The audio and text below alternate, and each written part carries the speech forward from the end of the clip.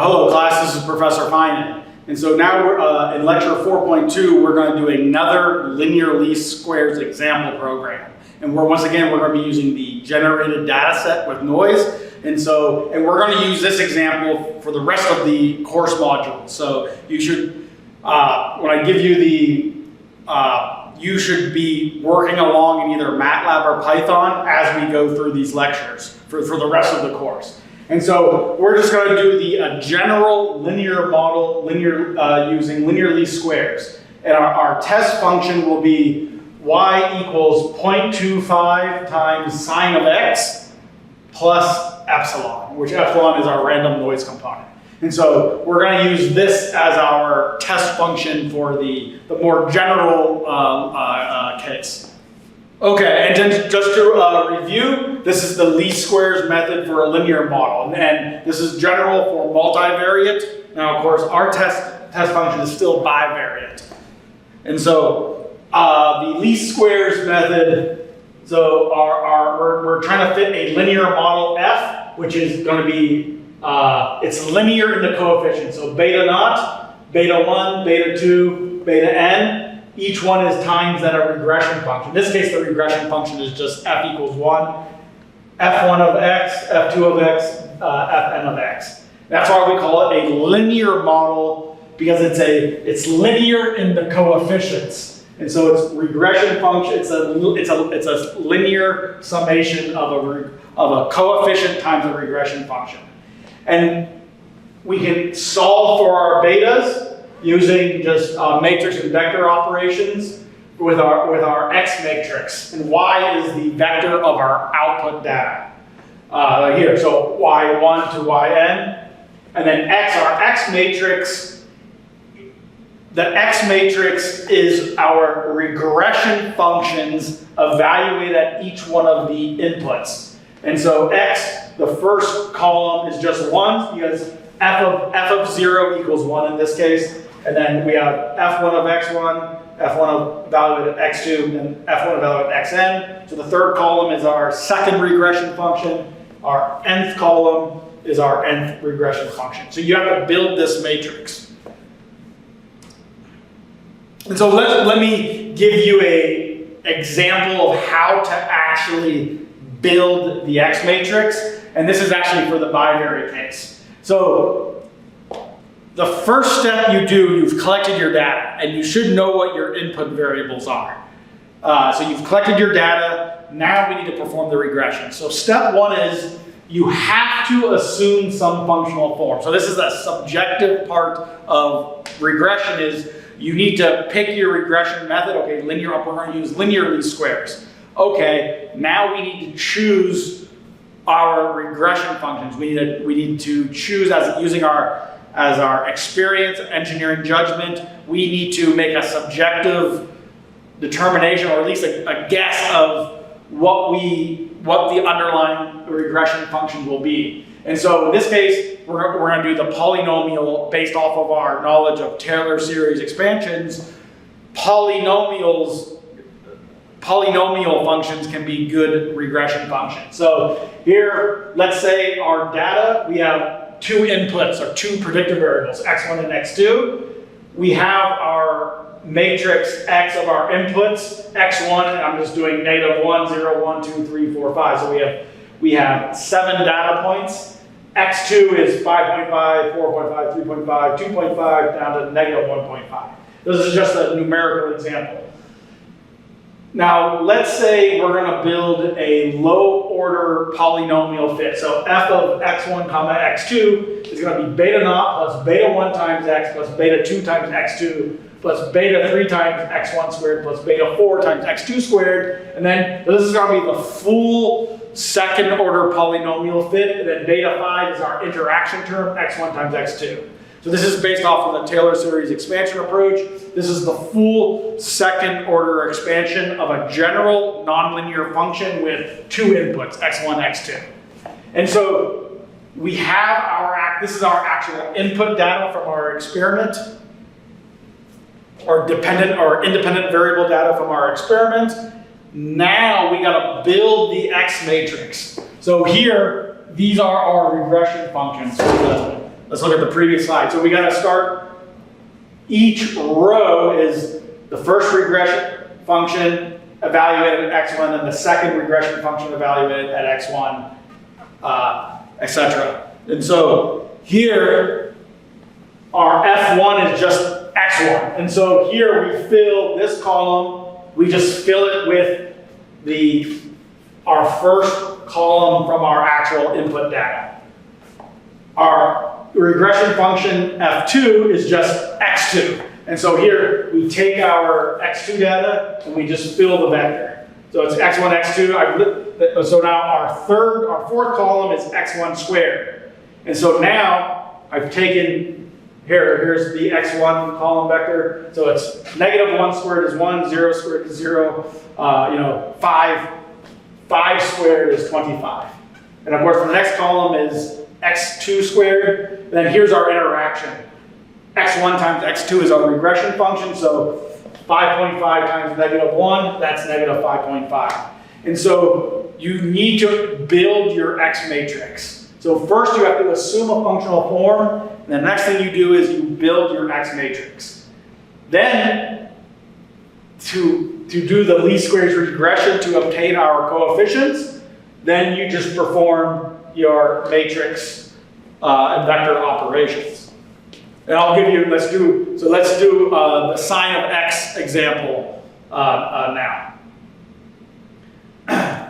And so for our general linear regression example, we're going to do 25 data points from y equals 0.25 sine of x plus random noise. Our random noise will be the zero mean with 0.01 variance or 0.1 standard deviation. And I'll give you the MATLAB script in the next slide to generate this data. And so now we've generated some data, which I'll show you how to do that in the next slide, and we just plot the data. And so obviously we look at this data, there's probably some nonlinear relationship here, meaning it's not just a line of best fit anymore. And so as an analyst or a scientist or engineer, we don't always know what the underlying function is, and so we should probably, once we collect the data, we should test out linear regression. Once you automate some of your script, you can do many different models. And so we should probably try, so in this module, we're going to try different types of linear models. So we're going to try different types of regression functions. And so the first one is, let's assume that we have knowledge of the functional form. And so we're going to try to fit f of x equals beta naught plus beta 1 times sine of x. So f1 of x is just a sine function. And maybe even if we didn't have knowledge of the underlying physics, just looking at this plot, you can sort of see maybe a sine wave. And so maybe it's just from the graphical inspection of your data, you might gain some insight. And this is why I recommend that you do all of your regression yourself, do all of the programming yourself. One, it's not that difficult, and two, most of the built-in programs, like in MATLAB or even Microsoft Excel, you're usually limited to just polynomial fits. And so sometimes we do have knowledge of the underlying physics, but you won't be able to use the built-in functions provided in the third-party software. And so you're limited only to maybe polynomial fits when maybe you want to try to do a sine using a sine function as one of your regression functions. And so whenever you use third-party software, you're limited to what's available in that software. But so it's much better to do it all yourself. And then we're going to use the Taylor series approach and fit polynomials of different orders of n. And so we can assume f of x is some polynomial all the way up to x of n. And then we can also try, I'm going to call it a hybrid linear model, where we can do both a polynomial fit plus then using a sine function. And so we'll work through these step by step in the next few slides. And so first, how did I generate this data set? So this is where you should have your MATLAB or Python open, and you need to, in this case, if you're using Python, you can just generate the data in MATLAB, and then you can kind of copy and paste the actual data into your Python if you're using Python. And so here, this data, I'm doing the uniform sample on negative pi to pi. So our x value now is uniform sample between negative pi to pi, 25 data points. And we need to randomly sample a epsilon vector with 25 random noise samples. So here I'm going to set my random seed. For this particular example problem, I'm using 64,586. I think randomly press some numbers on my keypad to get that. And now I need to change the default seed number for the random number generator. So that RNG is the command to set the seed in MATLAB. And so now I need to sample, I'm going to do n equals 25, okay? And then I'm going to set standard deviation to 0.1. And now xi, my data space, I'm using the lin space command. I'm doing n equally spaced samples from negative pi to pi. I mean, we don't even have to use that. There's another faster way to do it using the index notation. And then xi equals xi prime. This lin space command gives you a row vector. I like to have all my data as column vectors. That's the way I've always done my computer programming. There's another way to actually, I'll do a quick, once again, this lin space is a built-in function. I don't like using built-in functions in the software. There's actually a faster way to do it. So whenever possible, you should not be using built-in functions. Because one, they're slow, especially if your data sets are really large. You'll find out, these built-in functions are really optimized for more of the teaching academic environment and not for the actual scientific computing. So usually you can do everything more efficiently if you code it yourself. I could also do xi equals, I'm going to use Brown, make a vector. I can do from negative pi, this would be in MATLAB, colon. Now, see, my range of my x is 2 pi. That's the range. So I'm going to do it, let's say I want n data points. So I'm going to do from negative pi. Now I'm going to do 2 times pi divided by 25.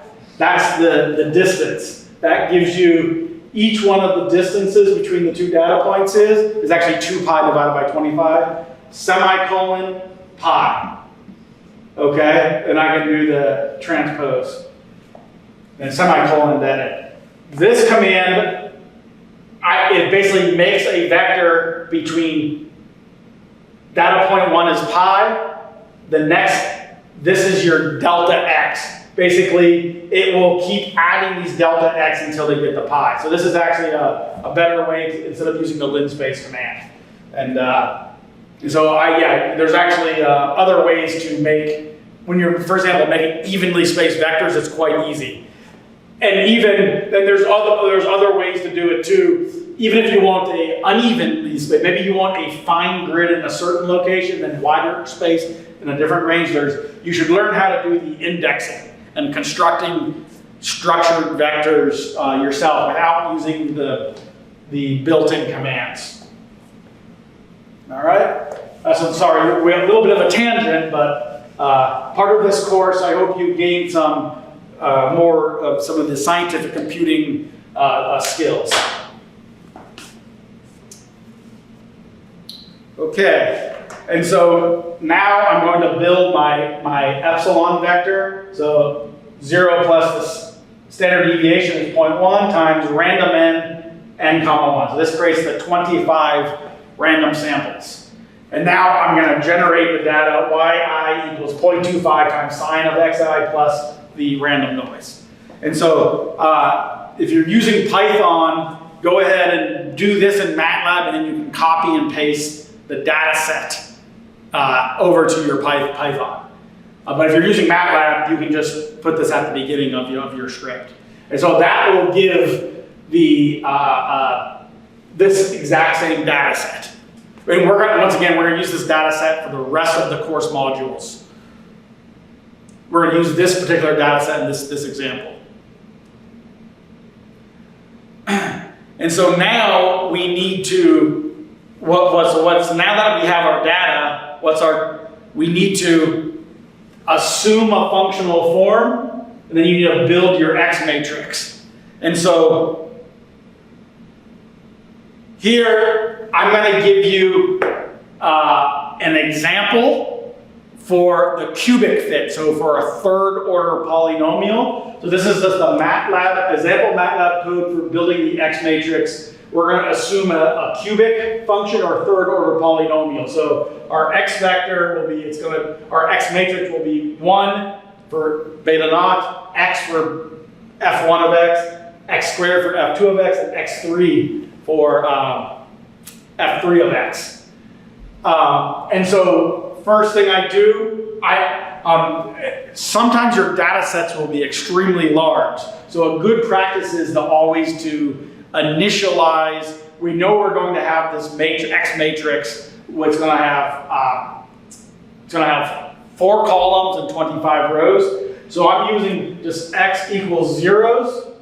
Then length of Xi is 25 data points, 25 4. I'm just generating a matrix, but filling it with zeros. Basically, I'm initializing the matrix, and that just, now in the random access, the RAM memory of the computer, the matrices are already there. It takes memory to actually, to make the matrix and allocate memory to have that matrix in your random memory. So, especially if it's really big, if you have millions of data points, it could be a non-trivial amount of memory. So just generate the matrix, now you have allocated memory.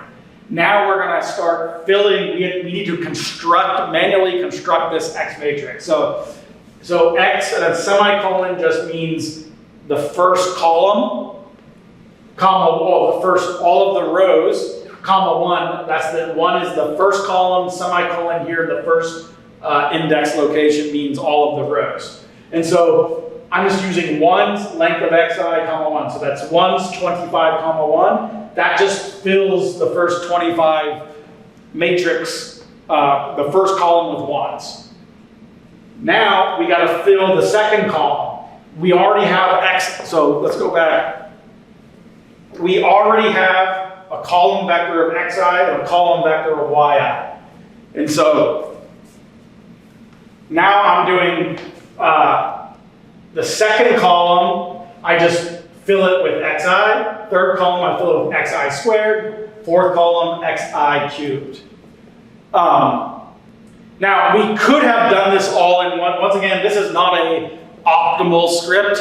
I could have done this all in one line, okay? Or what we could also do, because we're going to do just polynomial fits, you can write what's called a for loop, okay? And then you can loop through and fill this vector. So I didn't really have to manually write each one of these. Think if I was doing a 10th order fit, I would have to write 10 lines of code. It takes too long. It'd be faster to do a for loop. But I wanted to show you explicitly here that we're filling each column of the matrix with our regression functions.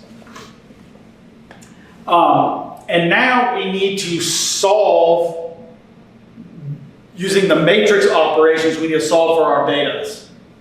And here.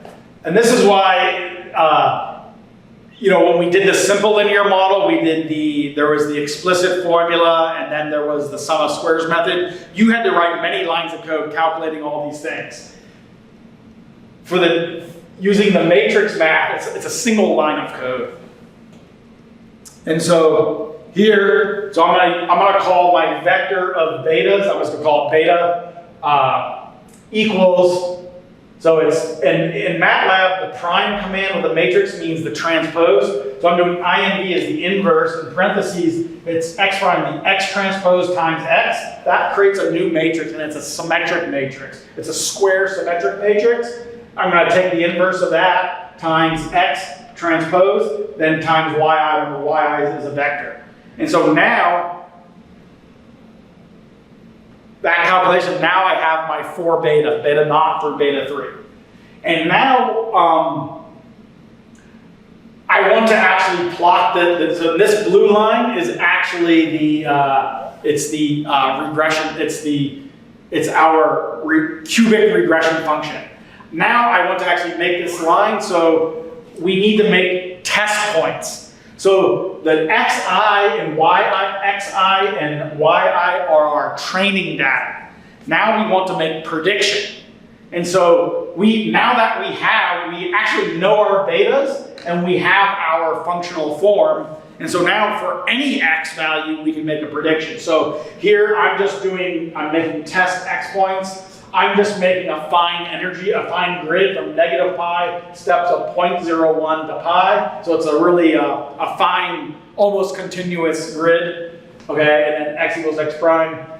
I like to do everything in the vertical. Now to make predictions, now we have this vector of prediction points. Now you need to build essentially a new x matrix, an x prediction matrix. So here, once again, I'm doing ones. Now length of x, so that I don't know how many points this is. This is maybe about 600, about 620 points maybe, approximately between 620 and 630 data points. I need to build a new x matrix, all of the first column. So if you want to do now prediction, you need to remake the x matrix, but at your prediction points, okay? And so it's like NP for prediction. So this could be a significantly different number of data points. So you need to rebuild the x matrix again. That's all I'm doing here. The ones, x squared, x3, and then it's just, to make a prediction, you do your new x matrix times beta. And that's why I'm doing y3, 3 for cubic fit, third order polynomial. And now here, to make this figure, I'm plotting x comma y3, I'm also plotting xi, yi. And so now that's our cubic fit. And by just looking at it, that's probably a pretty good fit. It actually kind of looks like a sine function. So I know many of you will have different levels of the computer programming.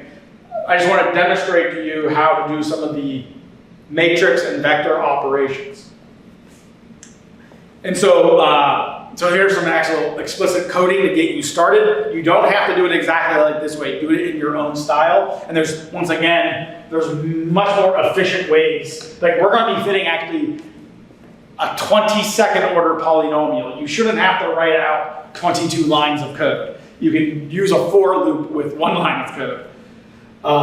Okay, and so I just wanted to show you this is how to actually build your X matrix, okay? Solve for beta using the matrix operations, okay? 1 line of code now. And then how to make predictions. And so now let's take a step back.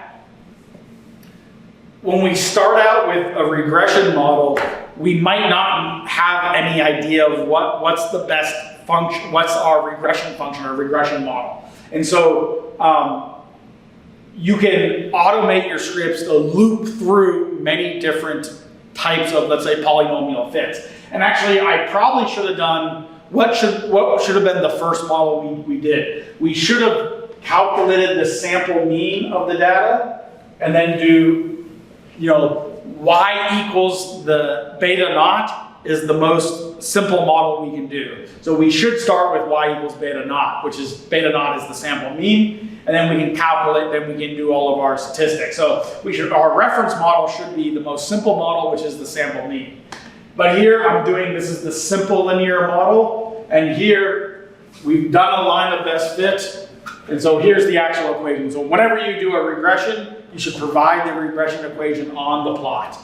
And if we just by looking at this, the simple model, I mean, it probably does an okay job. It's not a terrible fit, but we can probably see there is some other non-linear behavior that's not accounted for by a simple linear model. And so let's try adding more polynomial terms to improve the fit. And so this model we're showing, so the blue line now is the exact with no noise. The small blue line is the n equals 1. That's what we just showed here. When we go to the thin red line, this is the n equals 2. Let me put up the screen.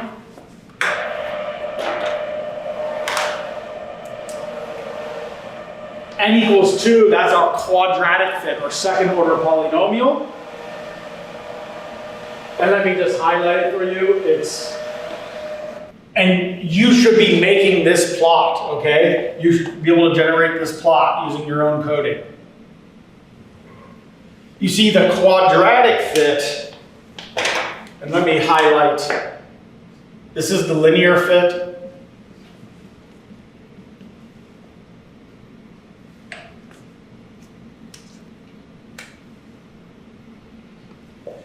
Both the first and second order polynomial fit, this is a quadratic, but it's almost linear. And so the first and second order model is essentially fitting the data almost identically. And so this is where there's a little bit of a misconception in a lot of mathematics, like, oh, let's go to a higher order, let's add more terms, or higher or using a higher order method. It's going to a higher order does not always mean higher accuracy or even higher precision, okay? So it's not always going into a higher order method or a higher order approximation might not give you better results. And so in this case, the first order and second order fit is essentially giving almost the same solution. Obviously, there's another degree of freedom in the second order fit, so there's some slight curvature. And the following modules, we will introduce what are called goodness of fit tests. We will quantify how good these models are, okay? We'll be using the same data fit, the same regressions. So right now we're still just a little talking about it in the abstract. But a lot of the things, when you do regression, you should be making these plots, trying different models and just visually inspecting them. Because about 80 to 90% of the information you can get just by visual inspection. Especially if it's a bivariate case, okay? So just a 2D plot. You can do a lot of it by visualization. Yeah, and so the quadratic is very similar fit as the simple linear model. But now the cubic fit,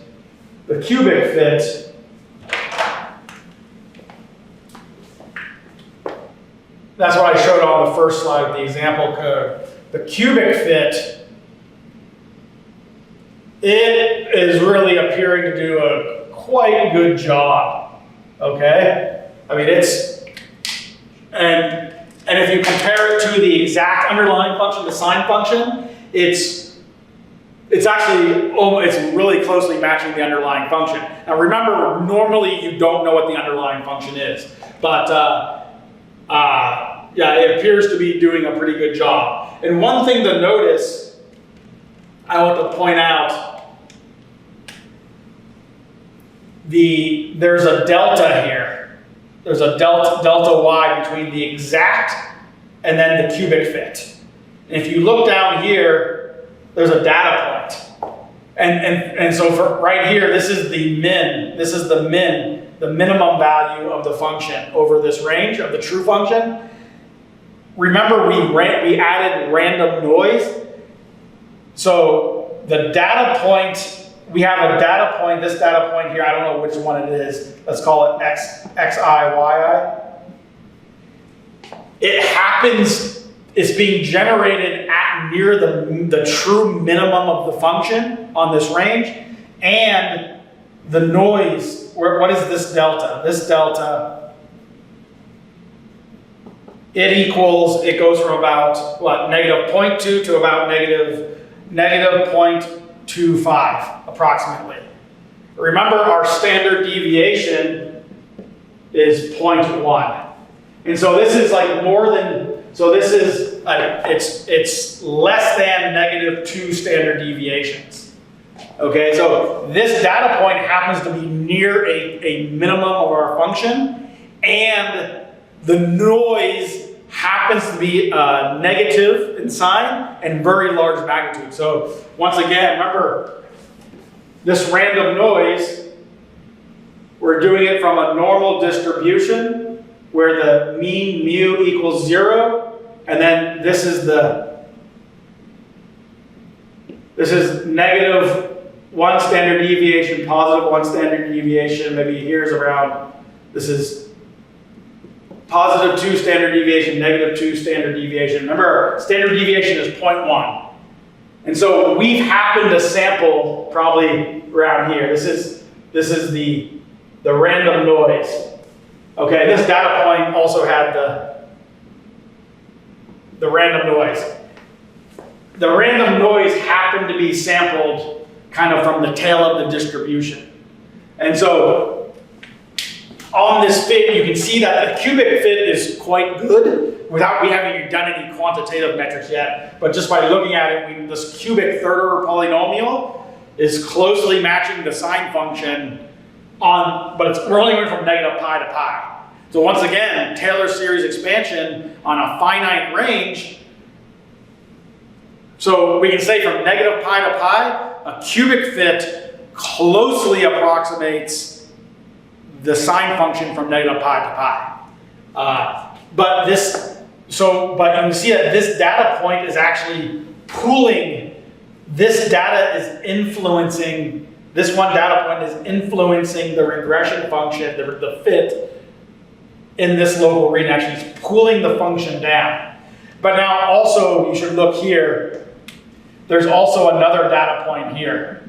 And that's around almost, it's maybe positive 1.8 standard deviation noise. And so if this data point wasn't here, then the fit probably would even be more pulled down. But this data point is actually a little bit counterbalanced by, there's another data point that happened to have a large magnitude positive noise. But the same thing is happening up here. You can see there's a small delta here, just because we have 1, 2, and even this third data point, here we have this positive noise. So the fit is a little bit overestimating the exact function because we have three positive noise there. But it's obviously not as extreme as this data point. And so we'll take a closer look at this example.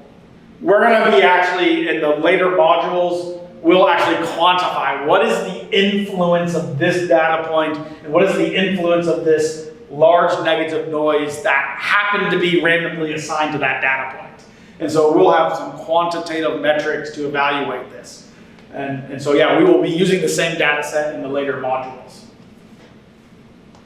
Yeah, and so the cubic function appears to be an excellent fit and closely matches the underlying function.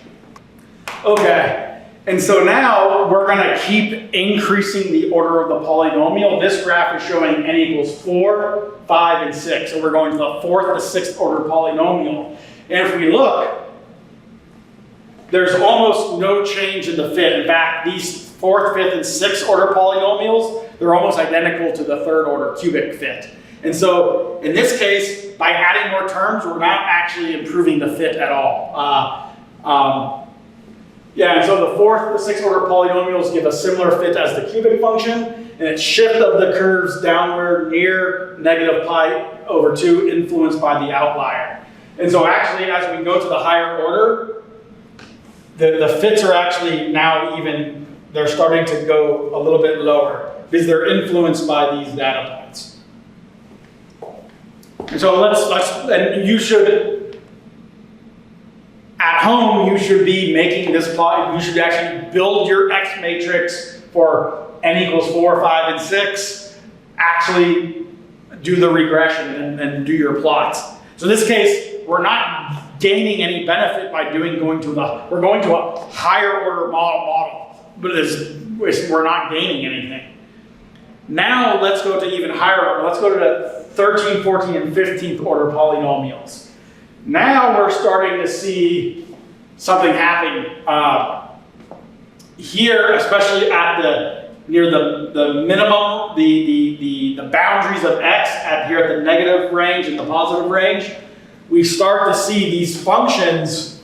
We start to get some very strong nonlinear behavior. Now in the middle, it still appears to be fitting following the general trend, but you see how we start to get, especially near the endpoints, these curves, if you look, the curves are passing right through a lot of these data points, especially near the boundaries. And we start to get these little like small oscillations. Here in the middle section, they are somewhat flat, but we start to see these oscillations. Now, this is an example of what's called overfitting. And so first of all, the higher order polynomials do not improve the fit relative to the cubic function. And the curves are starting to pass directly through the data points, especially near the boundaries. And so this is evidence of what's called overfitting. Okay, you want to avoid overfitting because overfitting makes always bad predictions. And really, an overfit model is a worthless model. So you need to avoid overfitting. And then let's go up to, this is the 22nd order, n equals 22. And I've expanded the range, okay? This is now going from 20 to negative 40. Remember, our amplitude of the underlying function is 0.25. Here, we have this giant going up to almost, 18? And then here, we go, okay, but then we go all the way down to negative 120. And now I'm zoomed in closer. You can see the regression function is oscillating back and forth, and it's passing through almost every single one of the data points, or very close to the data points. And so it's oscillating back and forth, and then it's actually passing right through some of the data points. And so this model is obviously overfit. And so these higher, or remember, linear least squares, it's an optimization problem that minimizes the residual sum of squares. And so when you do a very high order polynomials, they can result in the very small residual sum of squares. I'm going to call it RSS due to the overfitting. So remember, linear least squares is based on that optimization problem, minimizing the residual sum of squares equation. And so you can do that by using a very high order polynomial. You can drive it to zero. As the regression function passes through the points, your residual sum of squares will go to zero. But that is not a good thing because you're just overfitting to the data, to the noise in the data, really. But you can then, with an overfit model, you have gross error if the model is used to interpolate between data points. So what happens, we have our last two data points. They're about at what, negative 2.9, then at 3.14. What if we try to make a prediction right at x equals 3? Well, we got to go to this plot. At x equals 3, you would be out here at about negative 80. Okay? At x equals 3, the regression function is giving negative 80, which is an entirely the unphysical result. And we're not talking a large error. We're talking, what, a factor of 1,000 error? It's gross error. I mean, it's completely just wrong, unphysical. It's ridiculous. Okay, so this model will have a really small residual sum of squares, but and we're not even talking about extrapolation yet. We gave some examples over the course with the Taylor series expansion about the extrapolation. This is just interpolation. Interpolation, you can get a factor of 1,000 error. And and we have 25 data points. We have a somewhat dense data point on this range too. And so this model, it's going to have a very small residual sum of squares, but even in the interpolation mode between two closely spaced data points, it's going to give the completely wrong answer. And so what you can do, you've collected your data, you should, if you're doing polynomial fits, do all of them. And actually this is a plot, this is the residual sum of squares comparison for the polynomial linear models. So these first two, this is the simple linear model and quadratic model. Those first two data points, they have a residual sum of squares values around 0.7. So those are these two models. They're almost the same fit. So they have almost identical residual sum of squares. When we go, this is the cubic, when we go to the cubic model, there's a big improvement, 0.7 to 0.2. That's in the residual sum of squares. So obviously, now graphically, we saw that. This is just another way. So you should always try out different models, try out different orders of polynomials, then make a residual sum of squares plot as a function of polynomial fit order. And you see out here, we got down to 0.2 with the cubic model. It's really it starts to decrease a little bit. It's decreasing here a small amount out to the 16th order. And that's why we showed there was almost the 4th through 6th fit almost the same as the cubic fit. And in that residual sum of squares plot, they have a similar residual sum of squares. And even here, we're starting to get some overfitting. So we start to see some decrease, but generally overall, especially in the middle region here, these are similar to the cubic fits. And so the residual sum of squares itself is a quantifiable metric. And so obviously, even if we didn't have the scatter, we should always be making those scatter plots and plot the regression function over top of the data. Obviously, the first and second order model, I mean, this big discontinuity means these low order models are not capturing the true nonlinear behavior of the data. But the cubic model is. But because there's only then a small decrease in the RSS all the way out to 16, probably the cubic model is a good estimate of the true underlying function. And so you need to, going to the higher order model, we're only getting tiny increase or decrease in the residual sum of squares. And so you would probably conclude, obviously the cubic model is probably the best, based on the knowledge we have so far, the cubic model is probably the best model.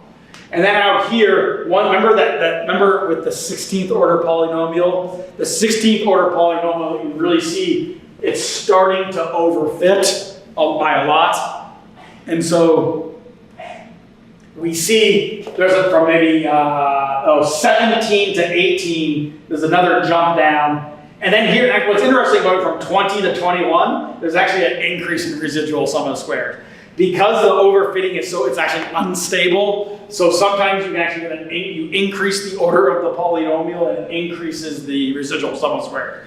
That's because of there's some instability in the overfit model. And so this doesn't, maybe it's actually the 20th order model has the, I think, lowest residual sum of squares. That doesn't mean, we should be using the 20th order fit. It's when you look at the actual plots, it's going to be obviously overfitted.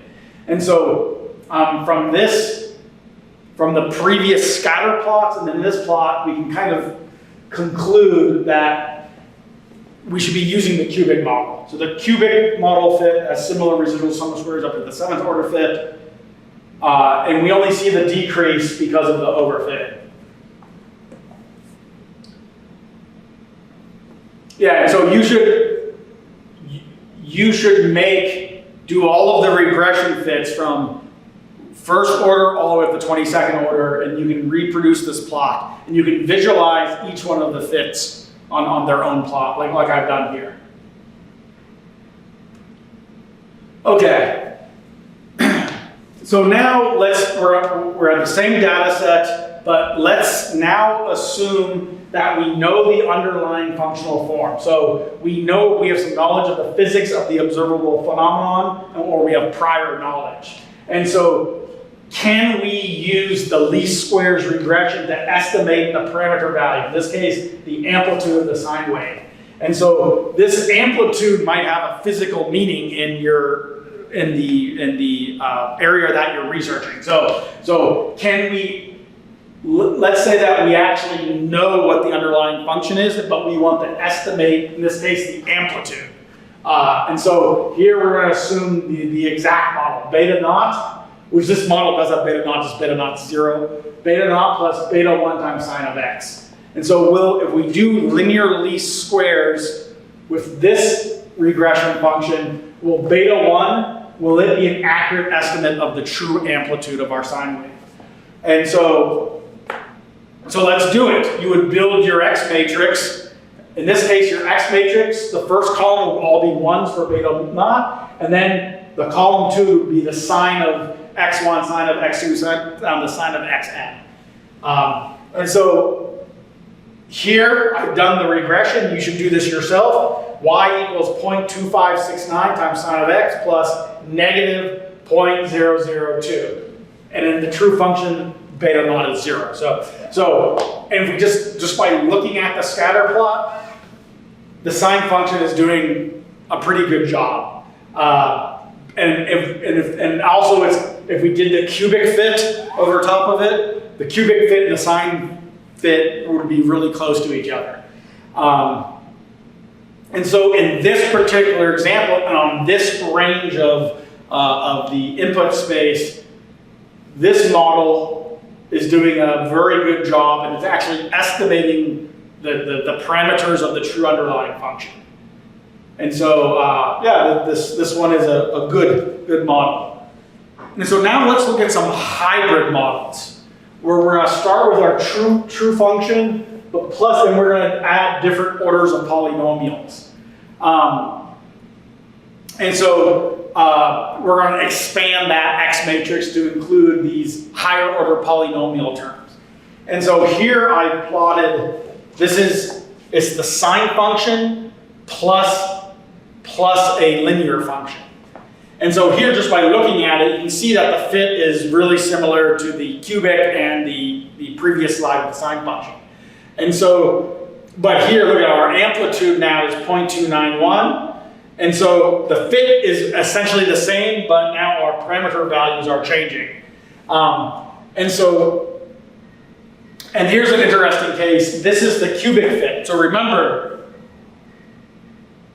the cubic fit does an excellent job. And that's actually, let's show it here. This is the cubic fit. The cubic fit does an excellent job.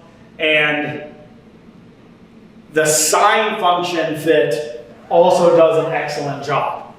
And so what happens when we do a linear combination of a sine function plus cubic? And that's what this fit is. So we have two good models, a sine function and cubic. Let's add them, a sine function plus cubic terms. And so here, we also get almost the same fit again. Very similar. It's a good, just with our eyes, we can say that this is probably pretty good. But look here, now the amplitude is 0.16, and then, I mean, these actual values don't have that much meaning, but here, because we've done a linear combination of two good models, it's actually the cubic function is taking away some of the amplitude from the sine function. And so here, we've accurately estimated the true amplitude, but when we add another good model to it, it's taking some of that amplitude and moving it and representing it with the cubic function. And so, yeah, you should do this hybrid model as well. And so, between this model, the cubic, the sine function, and maybe these two models, they're all about the same. They would have almost the same, similar residual sum of squares, and also other metrics we would do that we're going to teach you about in later modules. They're going to have similar goodness of fit metrics. And so, so any of these models would be a good model to use. But now if you were going to do what I call the prediction with extrapolation, and what happens when we use these models to predict outside of the range of the training set. And so here, the blue squares, I've added validation data. I've generated using the same generation function. I'm adding samples from negative pi to negative 2 pi, and from pi to positive pi. And I'm plotting, the solid blue line is our sine function fit, 0.2569 sine of x, and the small negative 0.002 beta naught. And the dashed black line is our hybrid fit, the sine plus the cubic function.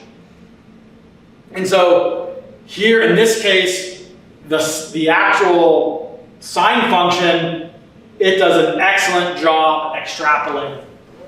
Now the cubic function, once it gets beyond the range of the input data in the training set, it's going down to a negative infinity or a positive infinity. So it's totally breaking down in the extrapolation mode. And so first thing, I do not recommend using regression models for extrapolation. Okay, for example, predicting the price of a stock based on the historical data. These methods, sometimes for a short amount of extrapolation, you can get good predictions, but generally they will completely break down if you go beyond the range of your training set. And so, but now for interpolation, the model will generally do a good job. And so, so sometimes if I'm trying to make a regression model where I do want to make predictions in an extrapolating mode, this is where what I do is called cross-validation. Here you would want to sample data, actually do experiments, collect data that are outside of the range of the training set. And then you can compare your two models. Obviously, we would throw away this hybrid model because of its poor predictive accuracy in the extrapolated regions. But because it's doing a really good prediction in this extrapolated region, we might even be able to make a stronger, maybe this is a good approximation of the true underlying function. And so these are different ways that you can stress test your which model is actually the better model, how well do they extrapolate. And so key takeaways for linear regression. And so linear regression models are relatively simple and straightforward to implement. You need to develop the predictor matrix X and then perform the matrix conversion to calculate your coefficients. It really only takes less than 10 lines of code if you do your coding efficiently. And that's why the vast majority of regressions are linear regression models. It's a quite just straightforward matrix mathematics, linear algebra. And remember, polynomial linear models are most commonly applied because they can be used to represent any general nonlinear function due to the relationship with Taylor series expansion. But linear regression models are prone to overfitting, especially if too many predictor variables or functions, regression functions, are added to the model. And so because of overfitting, the residual sum of squares metric, which we showed that plot, so you need to be making this residual sum of squares plots for your different model choices. The residual sum of squares alone is not a reliable metric for assessing fit. And so adding predictors and overfitting always reduce, that's actually wrong. Most of the time we'll reduce residual sum of squares. We saw that increase going from 20 to 21 and 22 order polynomials. And so we need other assessment tools and metrics to assess the goodness of fit. And that's what the next lecture 5, the module 5 of this course, we're going to go into some of the goodness of fit tests. And so you need to do your own programming. There was the 1.5 times x example, and now this y equals 0.25 sine of x example data sets. We're going to be using those two data sets and regressions for the next 2 modules, actually 3 modules. And so you need to do that programming at home. That way you can follow. The only way you're going to learn this is to actually do it yourself. Okay, just watching these videos and looking at my plots, you're wasting your time. If you're not, students, if you're not going to actually make these plots yourself, then you should stop the course right now. You're wasting your time, So you should do the programming yourself. I've given you a good start here, If you're a beginner programmer, you need to be making these plots yourself because we're going to keep building on these. We're going to be doing other goodness of fit tests in the following modules. So if you haven't done the programming and you're not going to, you should stop the course and go do something else, But otherwise, you need to have these your scripts made, because we're going to keep adding. We're going to keep adding to these scripts. So by the end of this course, you're going to have a framework that you'll be able to go out with when you're collecting data in your own research. Probably most of you are graduate students at either, I think, Post-Tech, KAIST, or UNIST, and maybe GIST.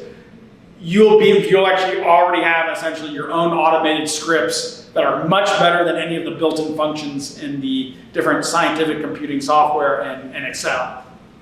Okay, so we're going to keep building upon these two data sets. And so we need these other assessment tools and metrics to assess goodness of fit, which is the topics of the next two modules.